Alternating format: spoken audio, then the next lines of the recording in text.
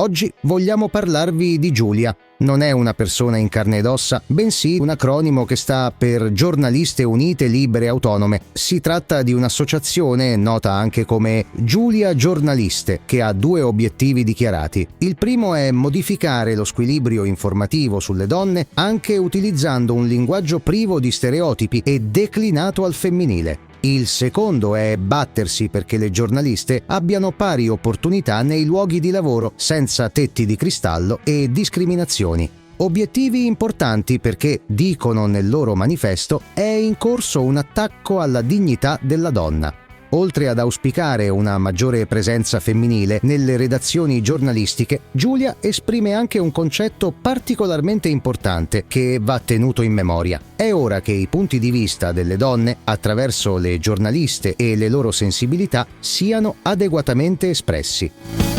Difficilmente ci troveremmo mai d'accordo con le premesse che hanno portato alla nascita di Giulia Giornaliste, né con i suoi obiettivi. Tuttavia riteniamo pienamente legittima la loro esistenza e la loro azione. In un paese libero e democratico, ogni gruppo organizzato ha il diritto di promuovere le idee e gli interessi che vuole. Sarà poi il libero confronto tra idee e interessi a determinare quali prevalgono e quali no.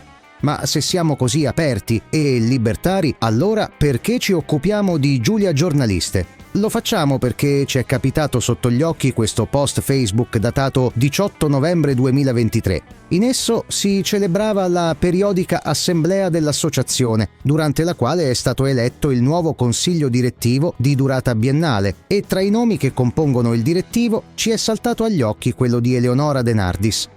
Ebbene, chi è costei che tuttora fa parte del direttivo di Giulia Giornaliste? Mettetevi comodi, ve lo raccontiamo.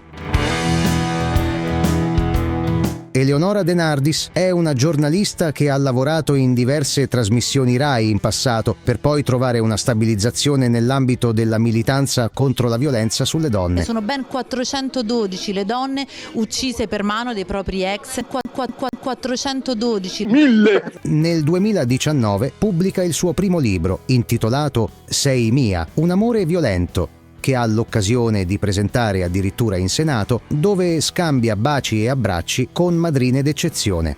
Il lockdown non ferma il suo attivismo e la si vede in giro sul web a fare dirette dedicate agli Io resto a casa e ai rischi correlati di violenza domestica. Pubblica poi altri libri e gira l'Italia in convegni, festival e presentazioni, prestando la propria presenza contro la violenza del maschio tossico nei confronti delle donne vittime e oppresse. Niente di sorprendente nell'Italia di quest'epoca, se non fosse che nel 2014 Eleonora De Nardis era stata arrestata a Ostuni per aver pugnalato 11 volte il suo compagno durante una lite con un coltello da cucina da 20 centimetri. Ricoverato al pronto soccorso in codice rosso, l'uomo ne esce vivo. Dopo ben 6 anni di procedimento, nel giugno del 2020, la giornalista viene condannata a 6 anni di reclusione, condanna confermata poi in appello, sebbene con una riduzione di pena, nel 2021.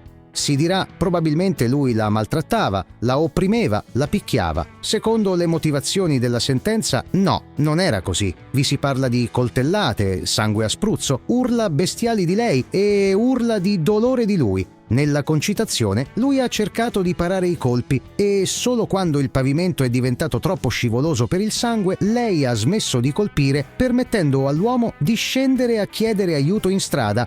Qualche secondo solo per dirti che se ti piacciono i nostri video e vuoi darci una mano a diffonderli, sarebbe utile se ti iscrivessi a questo canale, mettessi like, commentassi e, insomma, facessi tutte quelle robe utili di cui noi boomer non capiamo una mazza. Grazie.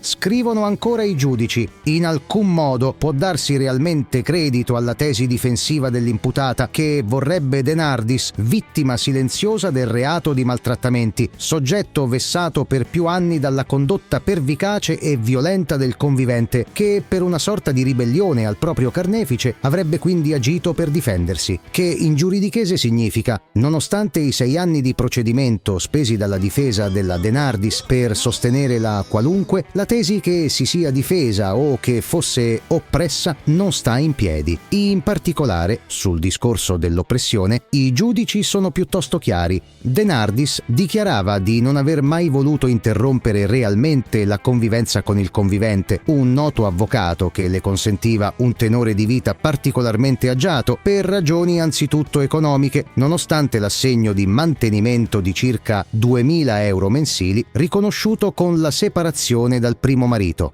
Con tutto ciò non vogliamo in alcun modo giudicare Eleonora De Nardis, anche perché ci hanno già pensato i giudici.